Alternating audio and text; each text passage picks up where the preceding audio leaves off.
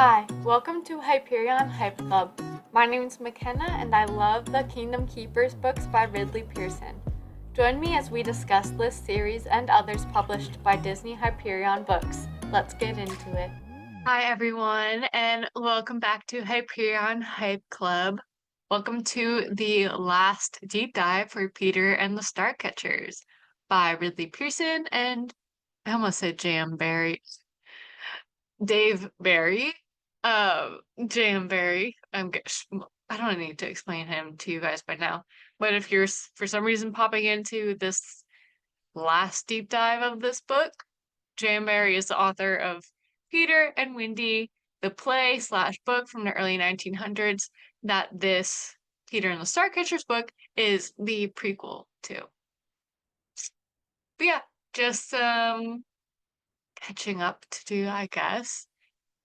The Ben and Jerry's non-dairy creamy dreamy tour thing was fun. It was cool. I don't think it's worth going like way out of your way to go to. If you like live in any of the towns that it's going to be at, like the day this is supposed to will be the second day for Raleigh slash the last day, and then what, DC, Boston, Burlington, Vermont. But I mean, thankfully it was only 5 minutes out of my way on my way to dance class. But if you like want to make an outing of it with friends, I think that would be like way more fun. But yeah, free ice cream, two non-dairy scoops, the strawberry cheesecake, and chocolate chip cookie dough. Yeah, that was fun. Last week I also went to an Atlanta United game. My workplace had all of us. I had like everyone gets 2 tickets to Atlanta United, so I don't know, it was fun hanging out with work people, going on kind of making it kind of a date night with my boyfriend, who upgraded our seats for us, which was incredibly kind of him. But yeah, this week's thankfully more of a staying in week for me. Just my normal dance, tumbling, grocery shopping. Thursday, I don't think I leave the house once, which is great. I love days like that. But next week, I have Disney trivia. I'm so excited. My team and I are so excited. I have no idea what our team name is. We might already be named, we might not, but we are prepping. I was first assigned, I assigned myself the wartime era, and now I have finished that. I moved on to the Bronze Age, and yeah, we're just like dividing up the sections. I'm watching Disney trivia. I'm also responsible for Tokyo Disney parks. So yeah, very excited. I'm very competitive, and I tend to over prepare, or I tended to over prepare for tests when I was younger, and I'm doing that with this. I feel like I am way over preparing just so when I'm there, I'm not second guessing myself like I always do with trivia. Always. So hopefully we win. Also happening next Tuesday, which is when trivia is, the new Villains book by Serena Valentino comes out. It's the 12th book I want to say in her villain series. It's called Kill the Beast. The featured villain is Gaston. So yeah, published by Disney-Hyperion Books, of course.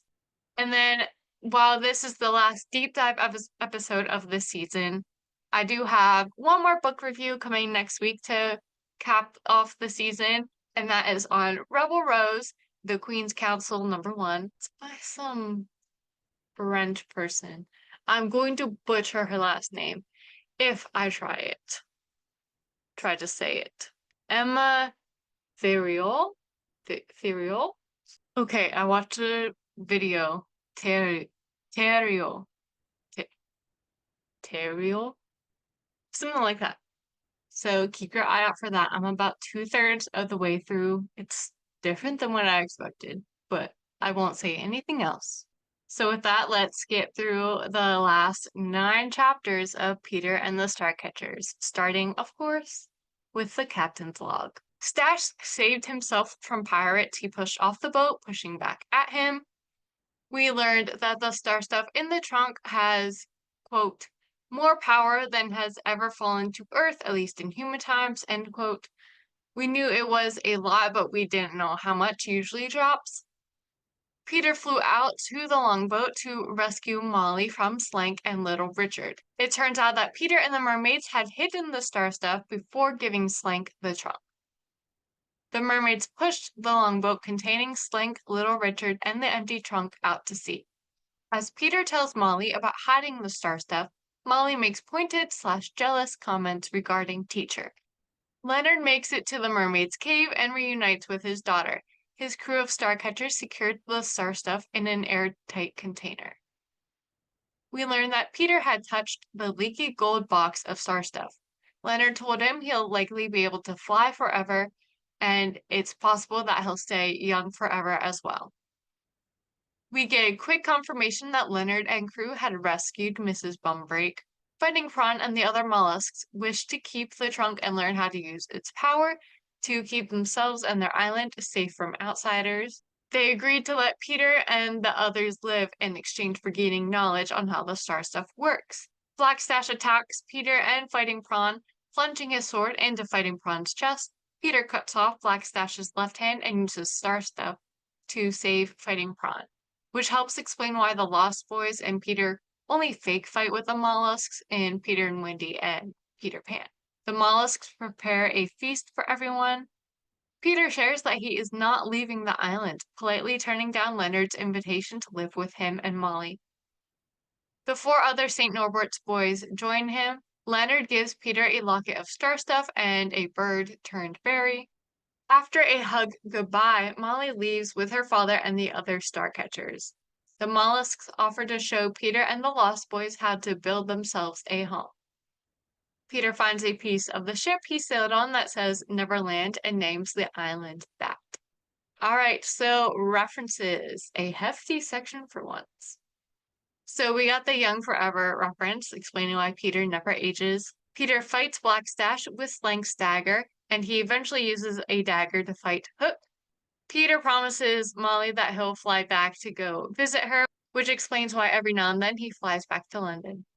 So, the left hand that was cut off Blackstash. Captain Hook's missing a hand, Peter cut it off. Blackstash is now missing a hand, Peter cut it off. Okay, so it was his left hand in this book. In Disney's Peter Pan, it's Captain Hook's left hand. But in Peter and Wendy by J.M. Barrie, it's Captain Hook's right. And this book is supposed to be a prequel to Peter and Wendy, not Peter Pan. Hook was Blackstash's protege according to Peter and Wendy. Also, as I've said before, it's Captain James Hook. There wouldn't be 2 characters named James in a book.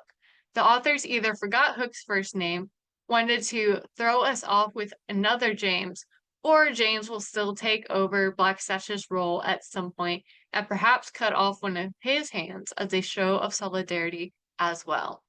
I say one of his hands because maybe he will cut off his right hand, but maybe they'll stick with the Disney hand and the left hand will be cut off.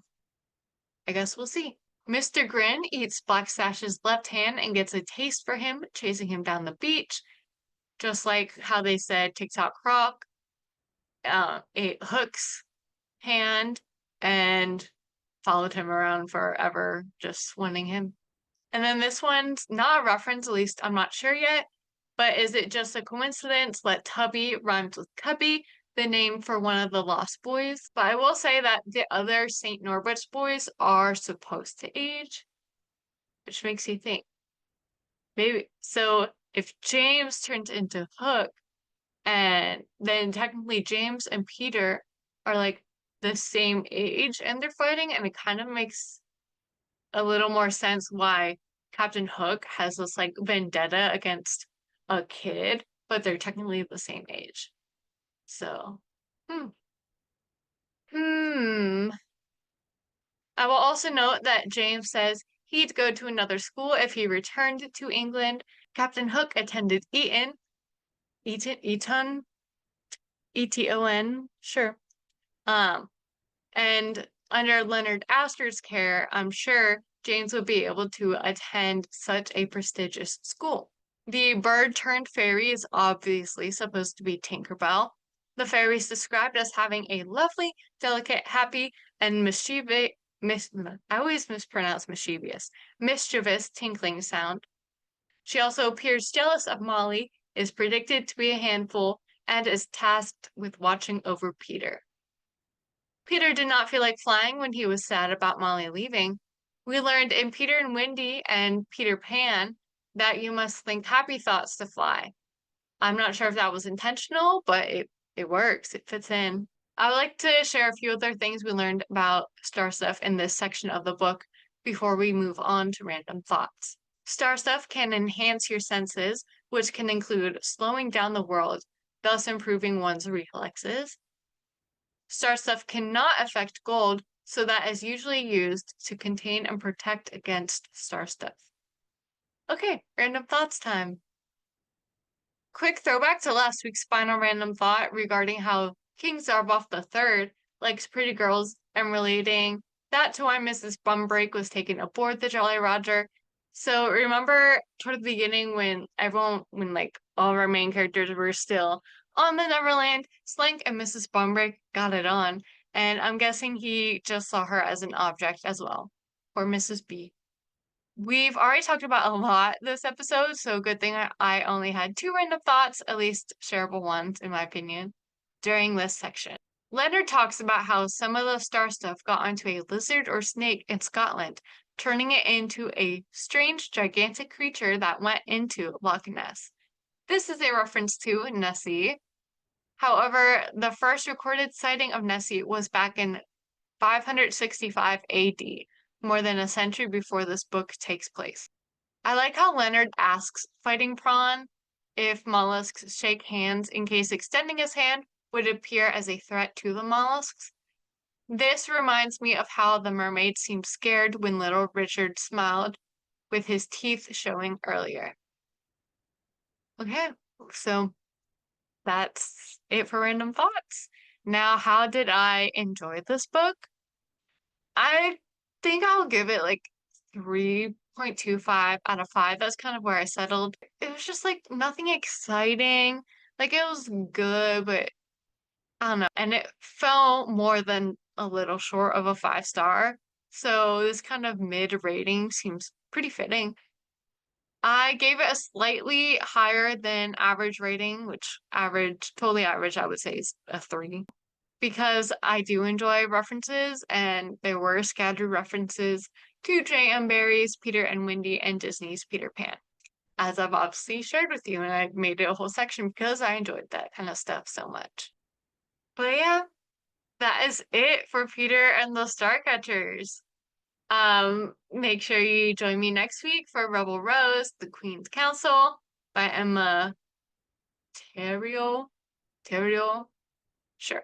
I am, for the time being, going to hold off on making another season until I get more engagement from at least one of the 4 seasons that is currently out. Like, people are commenting on the YouTube videos right now, so, like, please comment if you want me to make another deep dive. I will have book reviews, at least one more, for the last Kingdom Keeper's Inheritance book that will come out early next year. But yeah, it's been fun doing these deep dives, but it does take a lot of time out of my week. And if I'm not getting community engagement, I don't want to spend my time doing this when I can spend it doing so much else. But it's been fun, and I will see you for at least a couple more reviews. Bye. Thank you guys so much for listening to this episode. Please remember to rate, review, subscribe, and follow. Also, please chat with me and other members of this club in the comments of the YouTube video. My other social media information and a link to the Long Distance Sisters podcast I am also part of will be below. Back in a whack.